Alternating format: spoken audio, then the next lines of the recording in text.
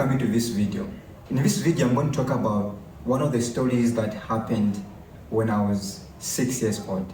I never had much information about this story until when I talked or spoke to mom, who gave me much details to it. And today I want to share it with you.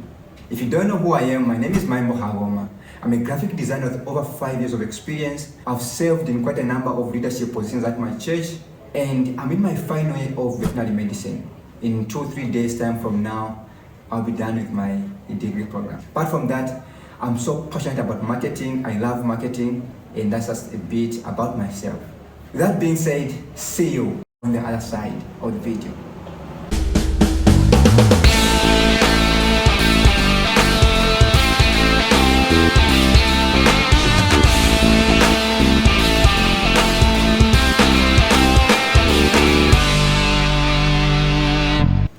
I was looking for a video idea, and that's how one idea came on my mind. It took me way back to understand how I was growing up. I had a thought that I initially wanted to share, and that thought took me back to this same story that I want to share with you today. I knew that I was sick at some point when I was young. I only remember that there's one relative of mine, a woman, I think when I was in grade 5 or 6, who came home and she told me that you were very sick. I knew that I was very sick, and this woman told me that I was sick. But I didn't really understand exactly how this sickness was or how everything went. Because of that, I decided to call mom yesterday, the 19th of November 2024. The time was 11 hours. I called mom, and mom said, I don't know if I'll be able to tell you this story. When I remember about this issue, it doesn't make me to be comfortable. But I said, Mom, please tell me this story. I want to know. And that's how mom said, okay, I may not give you all the details, but I'll give you something. And that's how mom started narrating to me how this story started. This is how mom told me that the story was. I was born okay, I was fine, until when I was 6 years old. Now, when I was 6 years old, there was this particular day that we are seated as a family, and I just collapsed. From there, foam started coming out of my mouth.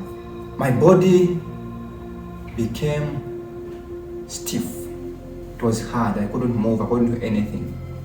And that's how mom got me and took me to a hospital that she would usually use. Mom used to take us to a private hospital, and also that's why she used to go herself. Now, this day when she took me there, she was told to say, according to mom, she was chased there. They have been welcoming her so well all these days when she used to go to the hospital. But this very day, they chased mom. They told her to say, your son is very sick, and he's even dead. Here where we have come, we don't have a mortuary. So take your son to a public or government hospital where they have a mortuary. And that's how mom left that private hospital. She met one of the strangers. This person met mom there at the hospital. She noticed that I was sick, I was stiff, and that's how she helped mom to carry me to now take me to another hospital. And that's how mom took me to Nangongwe Hospital in Kafue. When she reached in Kafue, she was told to say, your son is very sick. And they quickly did put IV catheter or line or cannula from 9 hours until sunset. And I was told that at sunset, even the fluids stopped flowing. And they thought that was the end. Obviously, while I was unconscious from the time that I fell or collapsed at the first instance. When they saw that nothing was happening, the fluid stopped flowing and the condition was getting worse, an ambulance was booked, took me from that hospital to now the third hospital, which is UTH. And there at UTH, they quickly or immediately started to attend to me. They also did put the IV fluids, and later I was put in ICU. There in ICU, I spent 3 days. And all those 3 days, I was unconscious. I was dead for 3 days. Mom was alone during all this time. And she wasn't allowed to come and see me. She was only given 30 minutes in a day to come and see me. And every time that she could come for her 30 minutes, she was afraid. She wasn't herself.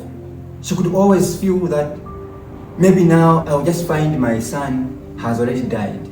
Every time that the 30 minutes expired, when she was supposed to leave the ICU, she told me that she had to pray this prayer to say, God, me, I have been chased, and you can go now, because me, I'm not there.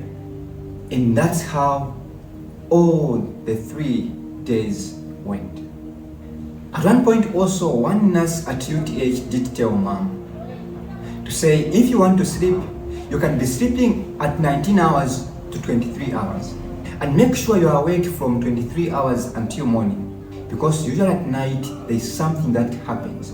And that's how Mom listened to that instruction, and she could do exactly just that. At 23 hours sharp, she could wake up and just be awake until morning. Now, on the 3rd day, Mom came as usual for that 30 minutes. Because all this time I was in oxygen chamber, I had the fluids, as I said earlier on. I used to be fed using tube feeding.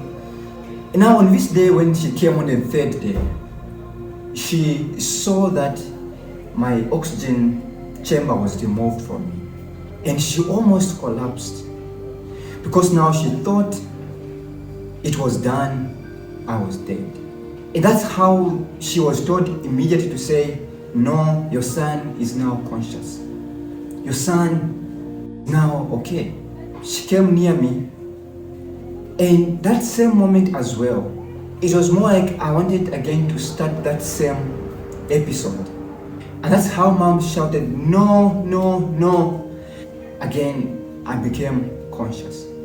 After this instance, now that I was conscious, Mom then took me and brought me back home. From this point, I was unable to speak because my tongue was firm. I wasn't able to stand, not even to sit. And this went on for 2 months straight. That's when I started to talk bit by bit. I cried the time that I was hearing these details about this story that happened when I was 6 years old. And I thought of sharing it with you today. This story to me speaks of the power and the love of a mother or a parent. It speaks of faith and the undeniable power of God. And I'm still understanding to say there was a possibility of me dying from this episode, being unconscious or dead for 3 days. And then here, today I am okay, breathing. I haven't had any sickness, serious sickness from that time when I was 6 years. And I thank God for that. I believe and I know that God preserved my life for a specific purpose and mission. I would have died, but here I am today. I've gone through a number of things. I believe it's because God wants to train me and prepare me for this purpose. I just want to share with you 3 things that I pick from this experience that I had. Number 1, life is so unpredictable and we must cherish it. Life is so unpredictable and we must cherish it. I said I was born okay, I was okay until that same very day when I collapsed, when I fell down. And this experience, this circumstance, they have taken my life. So unpredictable. We have seen how people die these days. You are with someone today and just hear that, tomorrow they have passed on. Yesterday they were okay, they were just laughing, but today they are no more. The life that we have we need to cherish it and thank God for it and make use of the time. Redeeming the time and life, because these days that we are living in are evil. And it just reminds me and motivates me and pushes me to take charge of my life, to make meaningful stories in my life, to be of impact to someone in my life. And number two, the love of a mother or a parent. I thank Mom for everything that she has done for me. And in particular, this same moment, she didn't care at some point, felt like just leaving because I was completely dead.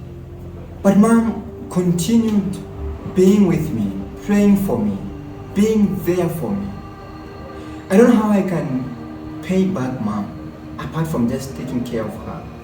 Our parents have done a number of things in our lives. And this just increases my understanding and the value that my mom has in my life.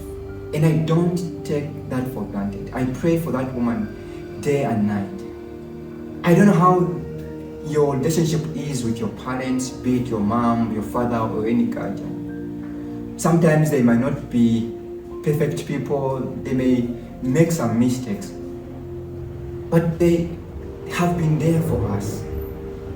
And we may not be able to repay what these people have done in our lives. Just a reminder that we need to appreciate these people and see how we can give them back what we can, and just to thank God for their lives. And the third lesson that I pick is the power of God. Many people thought I was dead. As I said, at the first hospital, I had to go to 3 hospitals. The first private hospital said, "We don't have a mortuary here. Your son is dead. Take it somewhere where they have a mortuary." The same thing at the second hospital. Even them attempting to help me. At some point they thought it was over.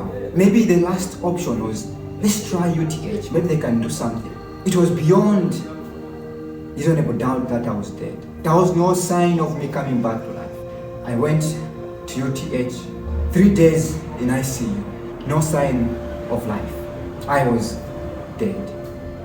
But then God said, no, it's not the time for you to die now. And here I am. It speaks of how powerful God is. I believe in God.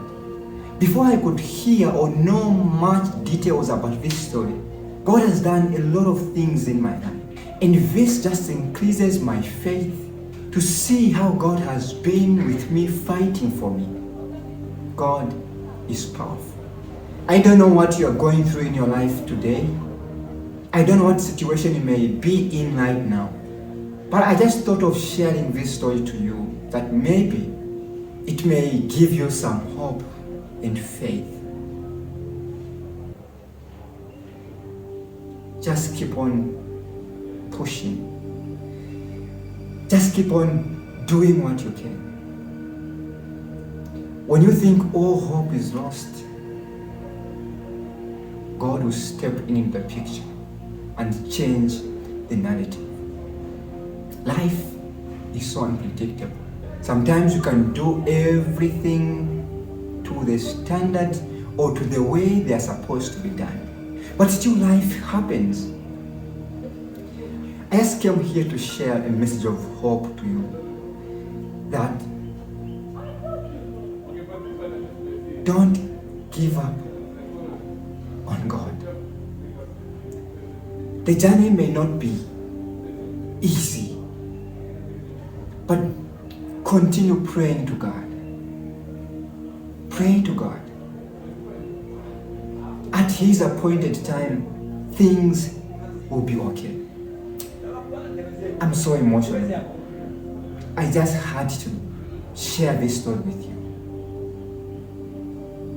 Never lose hope and faith. When you feel like your friends, your family have left you, God will come through for you. The God who resurrected me, who brought me back to life. When man thought I was dead, I believe and I know that He is able to do all things, as He tells me in the book of Mark 10 verse 27 to say, nothing is impossible to God. Yes, with men it is impossible, but not with God, because all things are possible with God. This is what I just came here to share with you. Keep pushing, and at one point in your life, you're going to look back and testify of how good God has been in your life. May God be with you, and may He bless you today and forevermore. Amen. Thank you very much for watching this video. I really appreciate you, and please share this video to anyone whom you think may be in need of it. I hope it helps you to ignite that hope, that faith, just to keep moving.